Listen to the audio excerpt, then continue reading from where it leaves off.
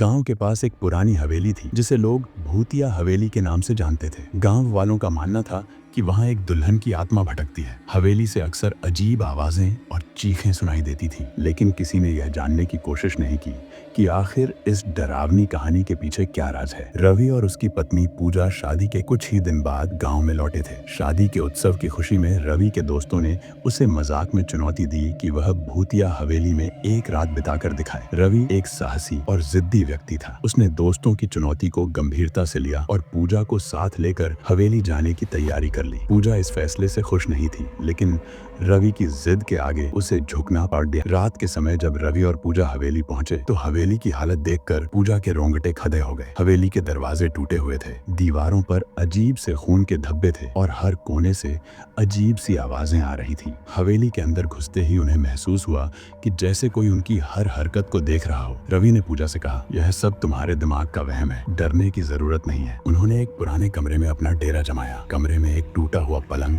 और धूल से भरी अलमारी थी। दोनों ने अपना बैग रख दिया और कमरे का मुआयना करने लगे। तभी अचानक हवेली के मुख्य दरवाजे की जोर से आवाज आई, जैसे किसी ने उसे बंद कर दिया हो। रात के करीब 1 बजे कमरे की खिड़कियां अपने आप खुलने और बंद होने लगी। हवा का कोई झोंका नहीं था, लेकिन पर्दे ऐसे ढह रहे थे जैसे कोई उन्हें खींच रहा हो। पूजा ने डरते हुए रवि से कहा, हमें यहाँ से चलना चाहिए, ये जगह सही नहीं लग रही। रवि ने हंसते हुए कहा, अरे ये सब हवा का असर है, तुम बेवजह डर रही हो। जैसे ही रवि ने यह कहा, कमरे की बत्तियां जलने बुझने लगी। तभी पूजा ने देखा कि अलमारी के शीशे में सफेद लिबास पहने एक दुल्हन खड़ी हुई दिखाई दी। उसके बाल बिखरे हुए थे, चेहरा जला हुआ था और आंखें खून जैसी लाल थीं। दुल्हन ने धीरे धीरे उनकी ओर बढ़ते हुए कहा, तुम लोग यहाँ क्यों आए हो? ये जगह तुम्हारे लिए नहीं है। रवि ने डरते हुए पूछा, तुम कौन हो और तुम्हें क्या चाहिए? दुल्हन ने दर्द भरी आवाज में कहा, मैं कामिनी हूँ, इस हवेली की असली मालिक। मेरी शादी इसी हवेली में हुई थी, लेकिन उसी दिन मेरे पति और ससुराल वालों ने मुझे दहेज के लिए जला दिया। मेरे मरने के बाद से मैं यहाँ फंसी हुई हूँ। जो भी इस हवेली में आता है मैं उसे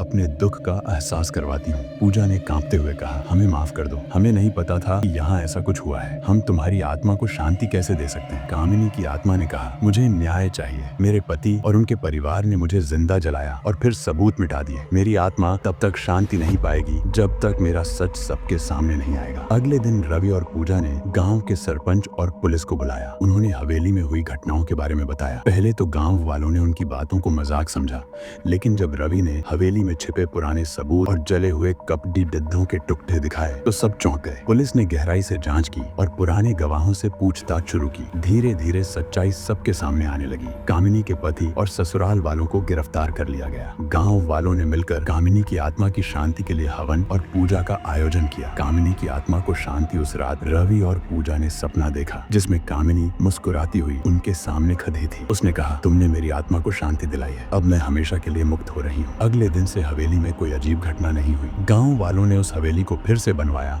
और उसका नाम शांति भवन रख दिया। आज भी लोग इस कहानी को सुनकर सिहर उठते हैं। कामिनी की आत्मा ने सबको यह सिखा दिया कि अन्याय को कभी नहीं छिपाया जाना चाहिए और सच को सामने लाना ही सही रास्ता है।